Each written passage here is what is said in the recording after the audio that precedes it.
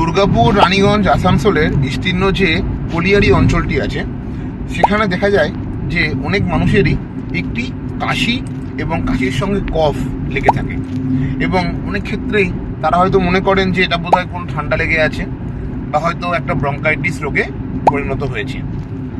অনেক সময় দেখা যায় পার্টিকুলারলি এখন এই গরমকালে এই কফটা কিন্তু বেড়ে যায়, এবং ম্যাক্সিমাম টাইম গরমকালে যে কফটা হয় সেটা কিন্তু মোস্টলি হয় শুকনো কাশি।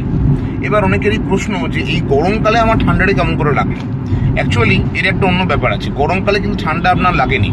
কলিয়ারি অঞ্চলের একটা অদ্ভুত ব্যাপার হলো, কলিয়ারি অঞ্চলে হিট কিন্তু বেশি হয়, কোনো কারণে গরম বা তাপটা কিন্তু বেশি লাগে। আপনি খেয়াল করে দেখবেন টেম্পারেচার যেটা হয় কলিয়ারি অঞ্চলটাতে একটু বেশি অন্যান্য এলাকার তুলনায়।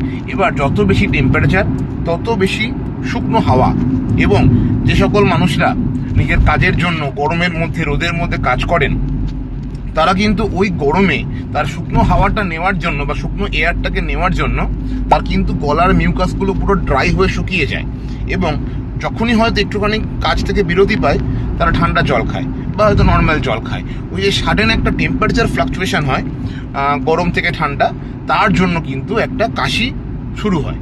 এবার এটার কি করে সুরাহা?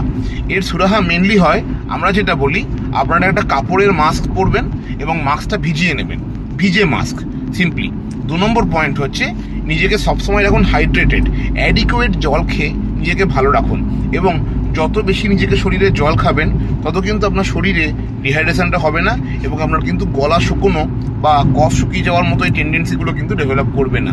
তাই পার্টিকুলারলি এই অঞ্চলের জন্য আমার এইটুকুই অ্যাডভাইস যে প্রচণ্ড তাপ থেকে নিজেকে রক্ষা করার জন্য অ্যাডিকুয়েট জল এবং ভিজে কাপড়ের মাস্ক পরলে কিন্তু আপনি ভালো থাকবেন। ধন্যবাদ।